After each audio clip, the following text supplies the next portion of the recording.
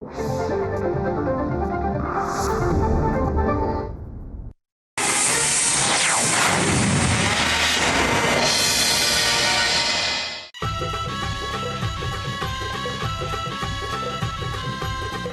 ठेवून जिद्द गौरी वचनबद्ध, मनात ठेवून जिद्द गौरी वचनबद्ध, न्याय ही देई गौरी सर्वांची ताई गौरी, न्याय ही देई गौरी सर्वांची ताई गौरी, अन्यायाची दुश्मन गौरी, दुखितांचे जीवन गौरी, संकटास जाऊन भिडते स्त्री हक्कासाठी लढते, ममतेची मूर्ती गौरी, श्रद्धा धनप्रीती गौरी, आंधळ्याची होऊन काठी, दुष्टांना दावी काठी, लाचारीवर खरी मात ही दिन दुबळ्या देई साथ ही, समाज सेवक गौरी, समाज सेवक गौरी, वचनबद्ध गौरी. रावसाहेब सरदेशमुखांचा होणारा जावई. तुला माहितीये का, सगळ्या चाव्या ज्या आहेत ना त्या गौरीताईच्या हातात, आणि गौरीताई तुझ्या हातात. विक्की, तुमचा स्वभाव मी ओळखून आहे. यावर आपली 4-2 वेळा भांडणं पण झालेली आहेत, पण केवळ मित्रासाठी. आणि मित्राच्या जीवात जीव असेपर्यंत मी त्याला जगवण्याचा शेवटपर्यंत शर्तीनं प्रयत्न करणार. आणि तुमचं स्थान, तुमचे अधिकार सुरक्षित आहे. निदान गौरीनी आणि रावसाहेबांनी कधी तुमच्या विरुद्ध माझ्याकडे तक्रार केलेली नाही.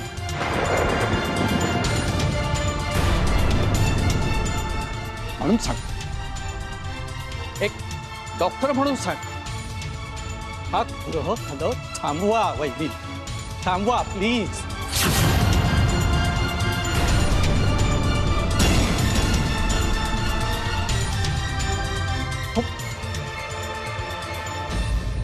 रावसाहेबाची प्रकृती अत्यंत नाजूक आहे.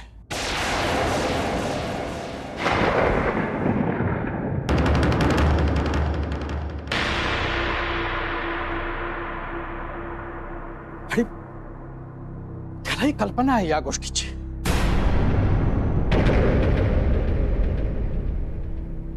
फार दिवस नाही आहेत त्याच्याकडे.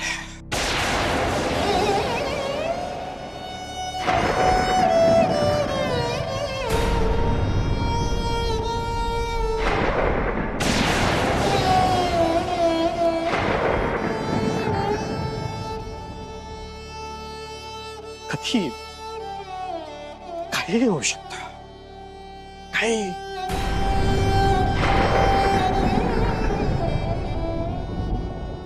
म्हणून सांगतो, प्लीज थांबवा हे सगळं.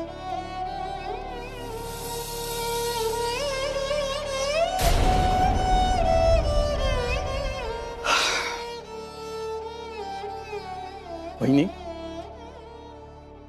यावेळेस त्याला औषधांपेक्षा प्रेमाची, शांततेची आणि आनंदी वातावरणाची गरज आहे.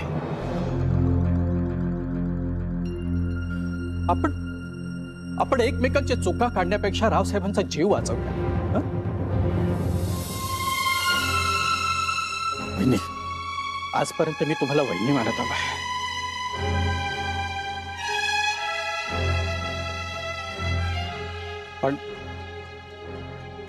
पण आज एक भाऊ म्हणून सांगतो, वाहिनी, अगं वेडे, हट्ट सोड. तुझं कुंकू ठोक्यात आहे.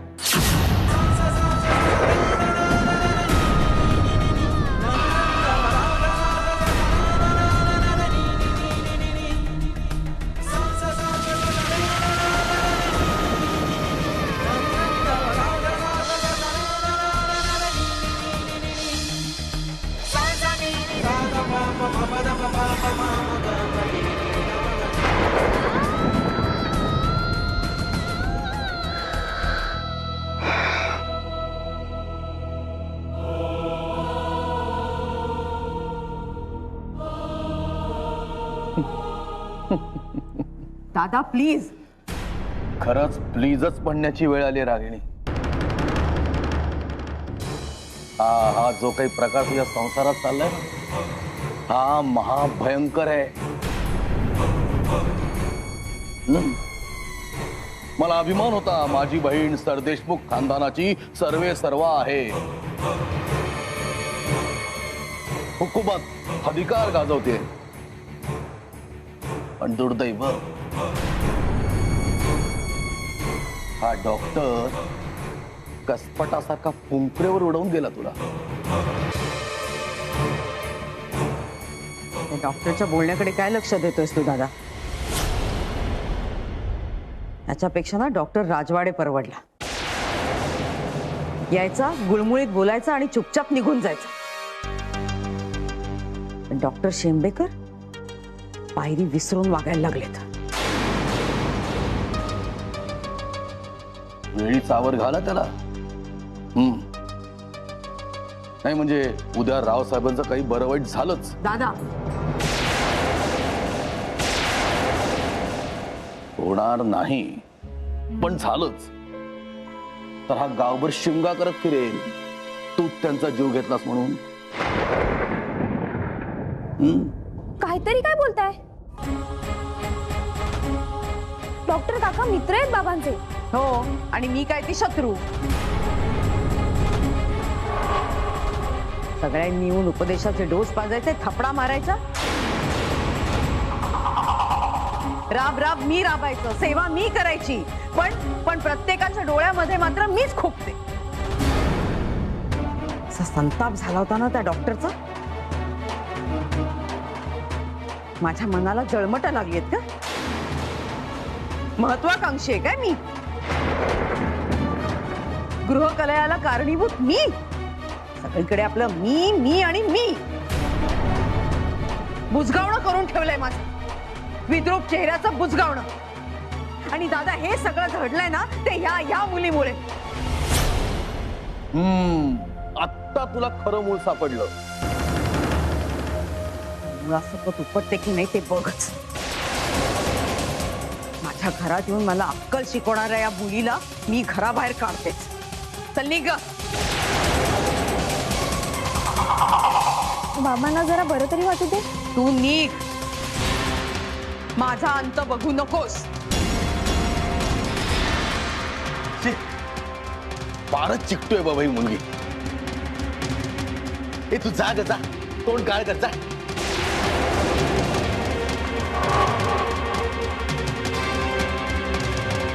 ते माझेही बाबा आहेत. मला राहायचंय त्यांच्याजवळ.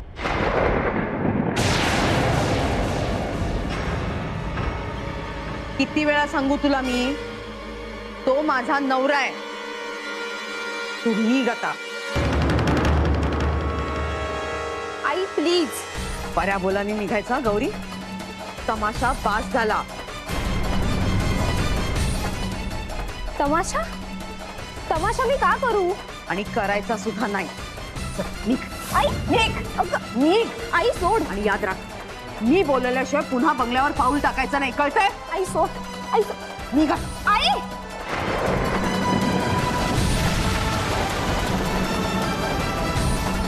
मला माझ्या मर्यादेत राहू दे. गौरी, मी तुझा कधीही अपमान केला नाही, करणारही नाही. पण प्लीज मला तसं वागायला भाग पाडू नकोस.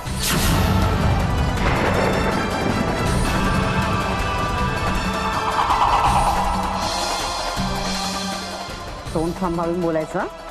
तेच करतेय मी. मला जेव्हा वाटेल तेव्हा इथे येणार.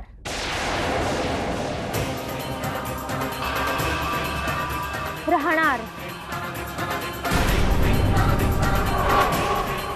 बाबांची सेवा करणार.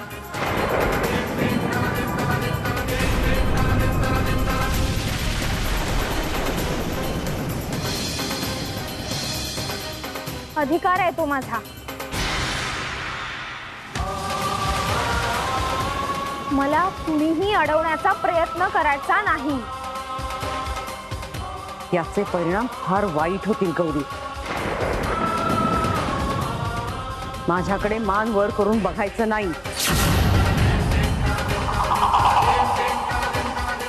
माझ्या नजरेला नजर द्यायची नाही आणि माझा शब्द मोडायचा नाही. मी जाणार नाही, जाणार नाही. जाणार नाही. आता तू बघच गौरी मी काय करते.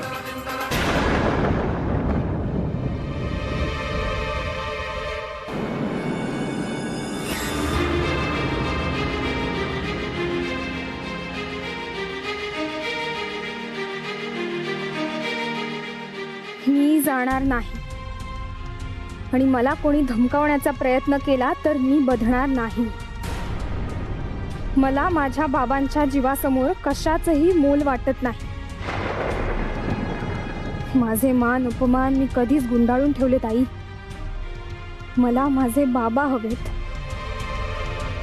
आणि बाबांसाठी मी काहीही करायला तयार आहे.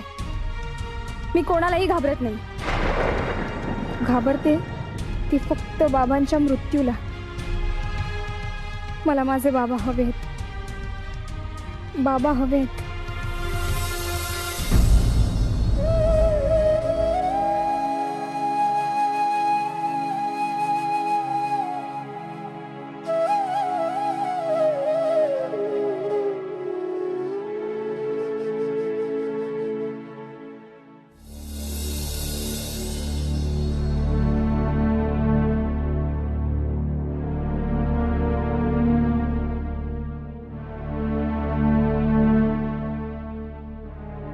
आता ही आग वाढतच जाणार. रागिणी कोणाला शांत बसू देणार नाही. किती फरक पडतो माणसाच्या वागण्यात. एकेकाळी कुसुमची सेवा करणारी हीच ती रागिणी आहे का? कुसुम वहिनींसारखी प्रेमळ माणसं लवकर देवाघरी जातात आणि रागिणी सारख्या दुष्ट स्त्रिया मात्र खूप जपतात. कुसुम वहिनी आज हव्या होत्या. भैरवचा किती लळा होता त्यांना. भैरवच्या बाबांबद्दल आदर होता.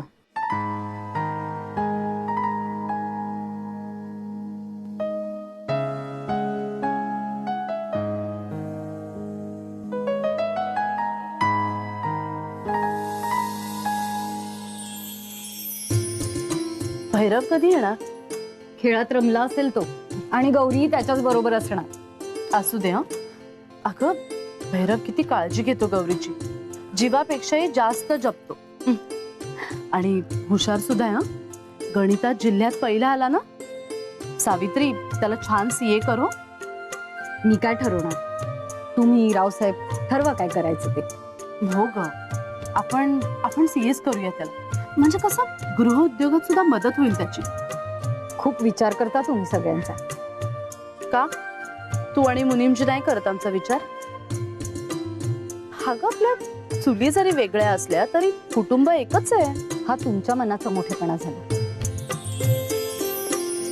सगळ्यांना किती प्रेम लावता, जपता. हे बघ द्यावं तसं घ्यावं. आता समजा गोड पेरलं तर गोडच उगवणार ना. बरं चलते सगळं राहू दे. मला कारखान्यात जायचं लवकर. अगं लोणची पापड मुंबईला पाठवायचं. अहो किती मेहनत करताय. जीवाला जपा जरा. आणि डॉक्टर काय बोलले? बोलू देत ग त्यांना. डॉक्टर शेंबेकर म्हणजे आपल्या कुटुंबातलेच ना. ते उगाच फार जपतात, काळजी करतात. हो कारण शेकडो महिलांचा आमचा आधार आहात तुम्ही. मला सुद्धा आधार वाटतो तुमचा. राधाकाचा, रागिणीचा. खरंच तुम्ही सगळ्या किती छान वागता ग एकमेकींची. मला गौरीची काळजीच नाही. परत तुम्ही. असू दे ग. बरं चल निघते मी. हे घे भैरवसाठी गिफ्ट आणले. त्याला आठवणीने दे. आणि हो त्याला सांग की मला कारखान्यात भेट म्हणावं. आज गौरीला आणि भैरवला घेऊन कोल्हापुरात जाते. कपडे घेते ग जरा दोघांसाठी. तुम्ही फार लाडोबा करून ठेवताय हा भैरवचा. असू दे ग. गुणी आहे तुझा पोर. हा चल निघते मग. येते. ऐक कुसुमताई. आई कुसुमताई काय झालं? कुसुमताई वचनबद्ध गौरी काय झालं? कुसुमताई,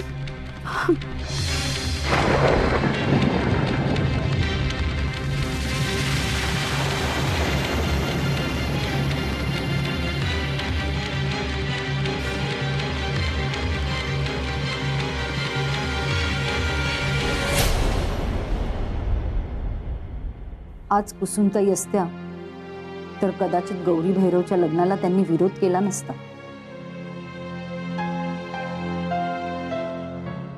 उलट थाटात लग्न लावून दिलं असतं.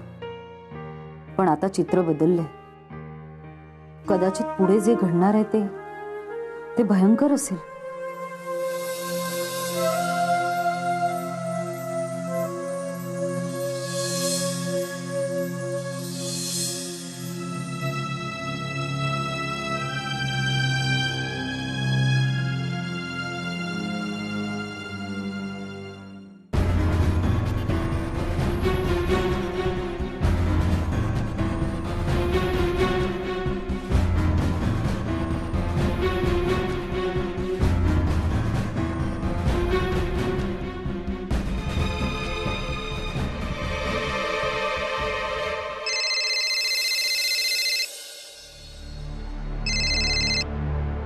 हा विकी, काय झालं? गौरीताई, हॅलो, मला बोलायचं होतं. म्हणजे ऍक्च्युली ते मला भेटायचं होतं तुला. आत्ता? अरे मग ये ना, मी बंगल्यावरच तर आहे. गौरीताई, मी नाही येणार त्या बंगल्यावर.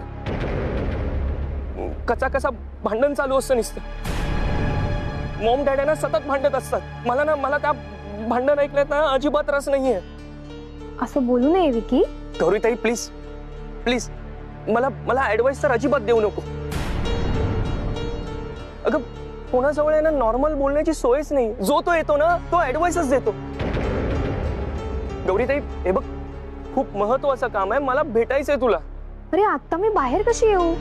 बाबांची पण तब्येत बरी नाहीये. आणि डॉक्टर सुद्धा आत्ताच येऊन गेले. आता त्यात डॉक्टर तरी काय करणार? आधी मॉम अँड डॅडला सांग, माणसासारखं वागा. सतत भांडत असतात. कुठे आहेस तू? आणि काय झालंय? इतका डिस्टर्ब का वाटतोस तू? विक्रम, काय झालंय? गौरीताई, मला बोलायचंय. म्हणजे कोणाजवळ आहे ना बोलण्याची सोयच नाहीये.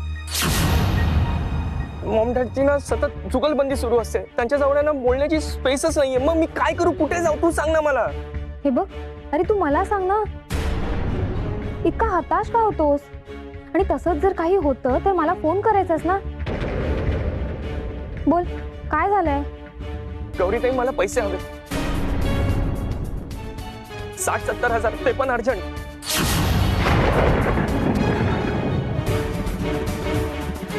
$60-70,000? इतके पैसे? आणि काय करणार आहेस इतक्या पैशांचं? माझा बाप करोडांचा धंदा चालवतो. माझी बहीण एका बिझनेस ग्रुपला चालवते. आणि मी जर 60-70 हजार रुपये मागितले तर का, कशासाठी असे फालतू प्रश्न विचारले जातात? प्रत्येक वेळी हिशोब दे असे फालतू प्रश्न का विचारले जातात? 60-70 हजार ही मोठी रक्कम आहे विकी. आणि एवढे पैसे मी बाबांच्या परवानगीशिवाय, त्यांच्या कानावर घातल्याशिवाय कसे देणार?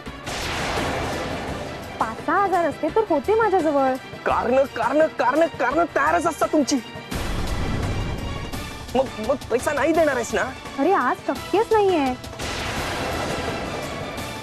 बाबांची तब्येत पण बरी नाहीये. मी कसं विचारू त्यांना? एक काम कर, आपण उद्या भेटूया आणि मग बघू काय करायचं. एक काम कर, मला नकोय तुमचे पैसे. एक काम कर गौरीताई, हे जे करोड रुपये आहेत ना, ठेवू त्या तिजोरीत. स्वतः मजा कर,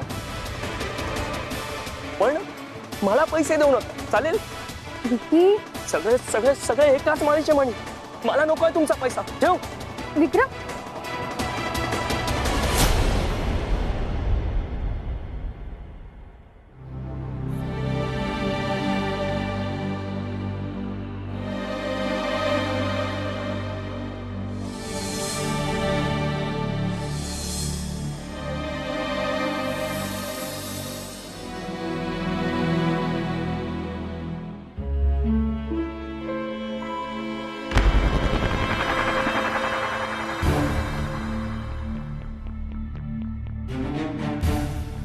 काय माझा पाठलाग करतोयस का रे? हा, एकतर आधीपासूनच सर देशमुखांच्या प्रॉपर्टीवर नागासारखा विळखा मारून बसलायस, आता माझ्यावर पण नजर ठेवणार आहेस का? हा, विक्रम, माणसाला गरज असली ना की त्याची बुद्धी काम करत नाही. संकटात तो असाच वागतो. पण अशी वेळ काय येते विक्रम? तू कोण मला विचारणारा? हा, सावत्र बहिणीचा होणारा नवरा आहेस ना तू? हा? चला, कावे बास. सर देशमुखांना वाटण्याच्या अक्षता लावतोस, वर नम्रपणाचा आवंतोस. फार वाईट बोलतोयस विक्रम, कळतंय ना तुला? वचनबद्ध गौरी फार वाईट बोलतोयस विक्रम, कळतंय ना तुला? हे बघ, तू माझ्या सहनशक्तीचा अंत बघू नकोस. हं? काय झालंय ते सांग. ए, मला ना तुझी गरज नाही, कळलं ना? चल निघ, निघ. मला मदत कर ना. लायकी आहे तुझी. एक जण मला पैसा देत नाही.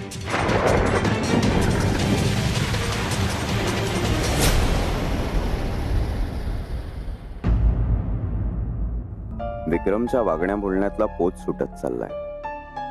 मालकांचा मुलगा आहे म्हणून गप्प राहावं लागतं. रावसाहेबांची तब्येतही बरी नाही, त्यांना जपायला हवं. कमीत कमी रावसाहेबांना त्रास होऊ नये असं तरी विक्रमने वागायला नको का?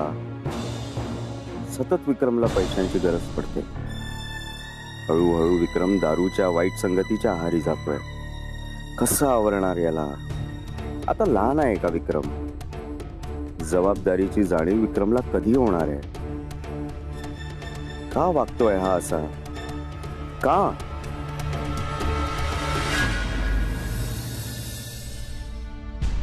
विक्रमच्या वागण्यातला हा बदल फार वाईट आहे. आता तर हा भांडायलाही लागलाय. भैरवशी सुद्धा भांडला तो.